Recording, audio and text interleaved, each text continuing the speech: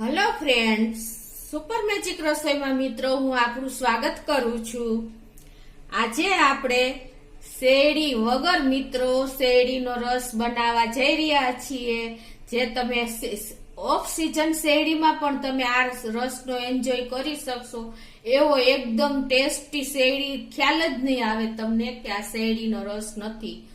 એટલો સરસ આપણે આજે રસ બનાવવાનો છે મિત્રો, ટ્રીક અને ટિપ્સ સાથે મિત્રો। તો તમે છેલ્લે સુધી મારો વિડીયો જોજો અને તમને મારો વિડીયો ગમે તો લાઈક કરજો, શેર કરજો અને સબસ્ક્રાઇબ કરવાનું તો ભૂલતા જ નહીં।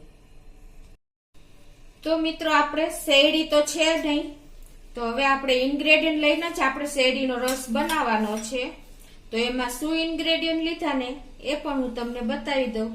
એમાં મેં 100 ગ્રામ દેશી ગોળ લીધો છે। તમારી પાસે જે અવેલેબલ ગોળ હોય તમે લઈ શકો છો। 2 લીંબુ લીધા છે અને પોણી ટીસ્પૂન જેવું આપણે સંચર પાવડર લીધો છે। અડધી ટીસ્પૂન ચાટ મસાલો છે।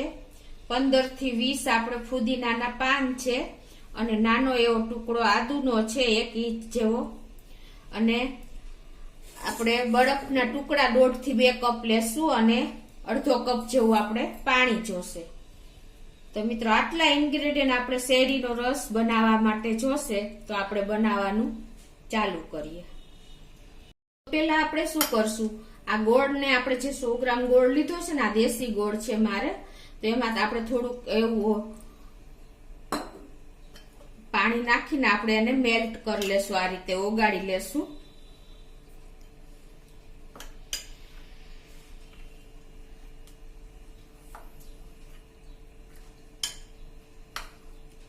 ગોળ ઓગળે ને મિત્રો એટલું જ આપણે અત્યારે પાણી નાખશું, અડધો કપ જેવું।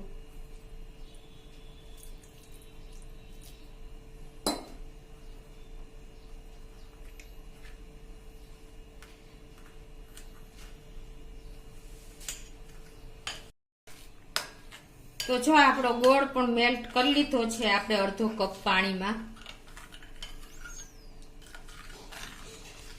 હવે આને આપણે મિક્સર જારમાં બ્લેન્ડ કરવો છે, એટલે આપણે આ જે ગોળ વાળું પાણી છે ને એ નાખી દેશું અને આ જે થોડો ઘણો ગોળ રહી ગયો હોય ને એ પણ આપણે બ્લેન્ડરમાં મિક્સ થઈ જશે।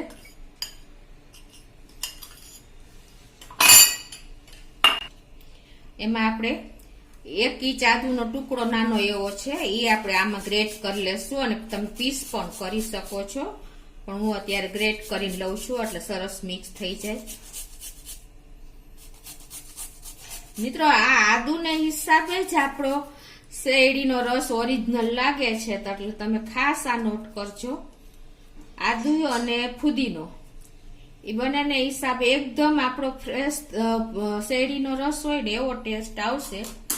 હવે એમાં આપણે આ પોણી ચમચી જેવો સંચર પાવડર લીધો છે એ પણ એડ કરી દેશું અને અડધી ટીસ્પૂન જેવો આપણે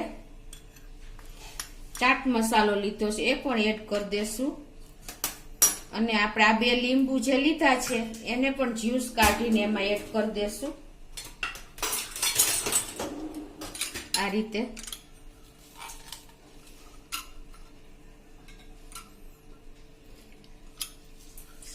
આ બધા ઇન્ગ્રેડિયન્ટ એવા છે ને કે મિત્રો કોઈ તમને કહે નહીં ને તો તમને ખ્યાલ પણ નહીં આવે કે આ ઓરિજિનલ રસ નથી શેરડીનો। એટલો બધો બધા મેચ અને મિક્સ થઈ જાય છે, એટલા સરસ।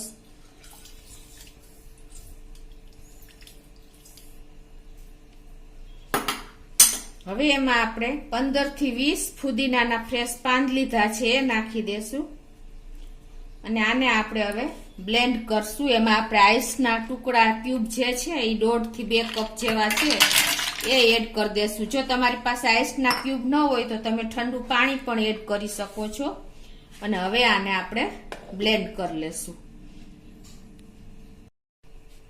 તો જો આપણે આ બધું આ ઇન્ગ્રેડિયન્ટ મિક્સ કરીને અને બ્લેન્ડ કરી લીધા છે, તમે જોઈ શકો છો મિત્રો કે એકદમ જો શેરડીના રસની જેમ જ આપણે ઉપર ફીણ આવી ગયા છે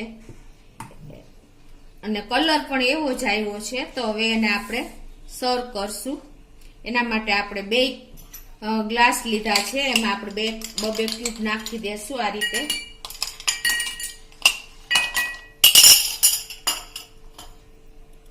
અને આપણે જે બ્લેન્ડ કર્યો છે બધું રસ એ એડ કરી દેશું. આ 4 થી 5 ગ્લાસ જેવો થાય છે, પણ મારે બહુ ગ્લાસ મોટા છે એટલે તમને ખ્યાલ નહીં આવે.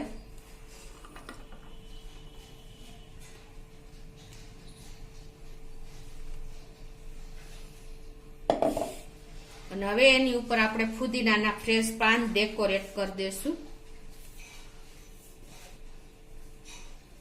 આ રીતે.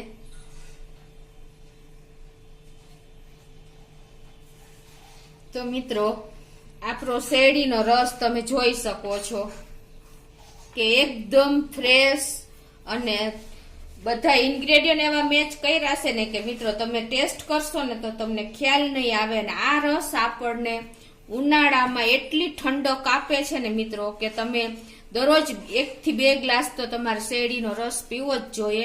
એના આપણને તમે જાણો જ છો કે શેરડીના કેટલા ફાયદા છે મિત્રો. તો તમે ઓફ સિઝનમાં પણ તમે આને આ રીતે તમે ઇન્ગ્રેડિયન્ટ લઈને અને ઘરે શેરડીનો રસ બનાવી શકો છો મિત્રો. તો મિત્રો, આ શેરડીના રસના ફાયદા પણ હું તમને જણાવી દઉં કે આ રસ તમારે દરરોજ સવારે 1 ગ્લાસ નેણા કોઠે પીવો જ જોઈએ. એનું કારણ એ છે કે શેરડીના રસમાં કેલ્શિયમ બીજે ક્યાંય જો કેલ્શિયમ અને ફોસ્ફરસ ફૂલ છે મિત્રો. જો જેમાં કેલ્શિયમ અને ફોસ્ફરસ ફૂલ હોય ને એ તમારા સાંધાના દુખાવા માટે બેસ્ટ છે મિત્રો. તો તમારે દરરોજ આ રસ, જે સાંધાના દુખાવાની કોઈ દવા જ નથી તમે માનશો તો તમે દરરોજ જો જે માણસો એકદમ સાંધાના દુખાવા વધી ગયા હોય ને એ દરરોજ 1 ગ્લાસ જો શેરડીનો રસ પીવે ને મિત્રો તો એને કોઈ દવાની જરૂર જ નહીં પડે અને કોઈ દવા પણ નથી મિત્રો. અને બીજું કે આ આપણે લીવર, કિડની અને સાંધામાં બેસ્ટ છે. તો તમારે ખાસ આ શેરડીના રસ દરરોજ સિઝન પ્રમાણે પીવો જ જોઈએ. અને ન હોય તો તમે આ ઇન્ગ્રેડિયન્ટ લઈને પણ તમારે ઘરે નેણા કોઠે ચાને બદલે શેરડીનો રસ પીવો જોઈએ મિત્રો. ગમે એવા સાંધાના દુખાવા હશે કે કાંઈ પણ હશે ને તો તમને બેસ્ટ રહેશે. અને ન હોય તો પણ પીવો જોઈએ કે ફ્યુચરમાં તમને ભવિષ્યમાં કાંઈ પણ રોગ ન આવે. સૂતા માણસોને બેઠા કરી દે ને એટલી આનામાં તાકાત છે મિત્રો. તો મિત્રો, ઉનાળામાં પણ લૂ નહીં લાગે જરાય અને પેટને એટલી ઠંડક આપશે ને કે તમને જો કાંઈ એસિડિટી કે કાંઈ પણ પ્રોબ્લેમ હોય ને તો એ પણ તમને દૂર થઈ જશે મિત્રો. તો તમને મારો વિડીયો ગમે તો લાઈક કરજો, શેર કરજો અને સબસ્ક્રાઇબ કરવાનું તો ભૂલતા જ નહીં.